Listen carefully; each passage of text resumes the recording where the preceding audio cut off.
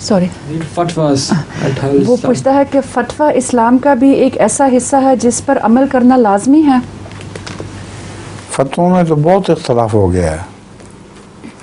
अगर एक जमात हो, उसका एक मुफ्ती हो, तो उसके ऊपर उसका जो फतवा है उस पर सारी जमात अमल कर सकती है। मगर जिनका कोई एक मुफ्ती ना हो, अब उनका इतना इख्तलाफ होता है कि हर एक का फतवा अलग अलग है, उस पर कौन अमल करेगा। ये हमारे मौलवी जितने हैं सबके फतवे अलग अलग हैं। बांग्लादेश में इसका उन्होंने इलाज ये किया कि फ़ैसला किया कि हुकूमत के क़ज़ा के बग़ैर कोई मौलवी फतवा नहीं दे सकेगा। वहाँ बड़ी बगावत की मौलवियों ने, लेकिन हुकूमत इस पर कायम है कि फ़ैसला वही होगा फतवा जो हुकूमत की क़ज़ा का फ़ैसला होगा।